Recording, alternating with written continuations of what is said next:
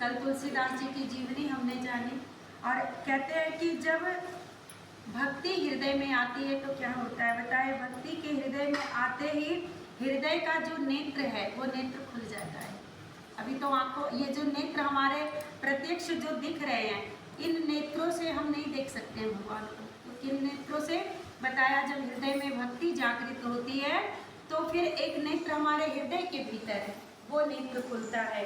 और बताया जब वो नेत्र खुलता है तो क्या होता है, कहते हैं वो नेत्र श्री गुरु महाराज की चरण रज से, जब तक गुरु कृपा ना हो तब तक भक्ति जीवन में नहीं आ सकती है। और कल क्या बताया कि विश्व के गुरु कौन, सदाशिव। सदाशिव भगवान जो है विश्व गुरु हैं और ये जब सब पर कल्याण करते हैं तो जब शिव की कृपा होती है तो भक्ति जागृत होती है। और बताया कि इसीलिए सद्गुरु भगवान के चरण कमलों की वंदना और विवेक रूपी कहते हैं नेत्रों को निर्मल करके, ये नेत्र हमारे हैं संसार को देखने के लिए। ये संसार की जो भगवान ने इतनी सुंदर सृष्टि को रचा है ये देखने के लिए है। इन नेत्रों से कहते हैं हरि को नहीं देखा जा सकता। तो कैसे देखा जा सकता है, हृदय के नेत्रों से उनको देखा जा सकता है।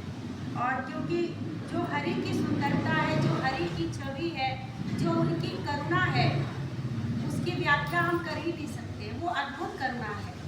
और बताया कि श्री सतगुरु महाराज की जब कृपा होती है तो क्या होता है, संसार रूपी बंधन से छुड़ाते हैं। और जब तक संसार में हमारा मोह होगा तब तक हम भक्ति का एक कदम भी आगे नहीं बढ़ पाएंगे। अभी भी घर में दुनिया भर के काम छोड़ के आए हैं ना, समय निकाल के आए हैं ना। अगर अपने शरीर का मोह होता तो थोड़ा और सो लेते।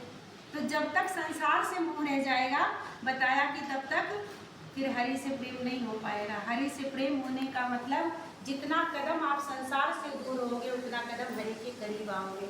और क्या बताया, श्री तुलसीदास जी महाराज कहते हैं कि सबसे पहले किसकी वंदना करते हैं, बताया कि गणेश जी और सरस्वती की वंदना, फिर जगत माता पिता शिव और पार्वती की वंदना करते हैं। और अब कहते हैं कि सबसे पहले मैं पृथ्वी के देवता ब्राह्मणों की वंदना करता हूँ। और ब्राह्मणों की भी नहीं, ब्राह्मणों के चरणों की वंदना करता हूँ। कल जैसा हमने सुना, तुलसीदास जी कौन थे? तुलसीदास जी वो थे जिन्होंने जन्म से ही राम बोलकर जिन्होंने जन्म लिया। पैदा होते ही राम बोले थे वो। और दुनिया का बालक रोता है पर तुलसीदास जी रोए नहीं थे, वो केवल राम बोले थे। अच्छा, ये वो बालक थे जो 5 वर्ष के होके जिन्होंने जन्म लिया था।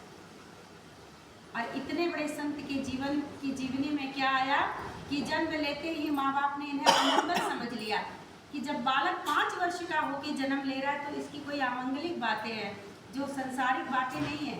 और इन्होंने क्या किया, अपनी दासी के साथ उसके घर भिजवा दिया कि हम इसे अपने घर नहीं रखेंगे, तुम लेके जाओ। दासी का नाम चुनिया था। चुनिया अपने घर लेकर जाती है और केवल 5 महीने तक उस बालक का पालन पोषण करती है। 5 महीने बाद वो माँ भी चल देती है। अब तुलसीदास जी अनाथ हो गए। ये वो तुलसीदास जी हैं जो जिनका जन्म ही राम कह के होता है। और हम आप थोड़ी सी भक्ति करके केवल सुख ही चाहते हैं। ये सोचते हैं जो हमारा है कभी जाए ना, और हमारे ऊपर कोई संकट आए ना, अगर आया तो भक्ति को दोष देने लगते हैं। लेकिन आप देखो संत जीवन कैसा रहा, दुख से ही शुरू हुआ संत का जीवन। उसके बाद कहते हैं तुलसीदास जी की जीवनी कल बताई गई, उनका विवाह हुआ। विवाह हुआ तो परिवार के नाम पे पत्नी को ही जाना उन्होंने, बाकी तो कोई रहा नहीं। माता पिता समय आने पे चल बसे। पत्नी से इतना गहरा प्रेम हो गया उन्हें कि पत्नी के सिवा कुछ नहीं समझ में आता था। पत्नी में ही सब कुछ देखते थे अपना। पर कहते हैं ना कि अपने भक्त को अगर भक्त थोड़ा सा विचलित भी हो जाता है तो हरि उसको सही दिशा दिखा देते हैं। और उसके बाद कहते हैं उस पत्नी ने ही उनका गुरु बनने का काम किया। पत्नी ने ही सिखाया कि इस हाड़ मास के शरीर से इतना प्रेम है, यदि हरि से ये प्रेम करते तो अब तक मिल गए होते। बात दिल को लग गई। बोले प्रेम करके भी ये मुझे अपना नहीं पा रही है, इतना प्रेम भी कर रहा हूँ तो भी ये मुझे उलाहना दे रही है। तो अब मुझे उन्हीं की शरण लेनी है जो कभी उलाहना नहीं देते हैं, जो प्रेम करने पे हृदय से लगा लेते हैं और फिर उन्हीं के चिंतन में लग जाते हैं। और अंततः हरि से तुलसीदास जी का मिलन होता है।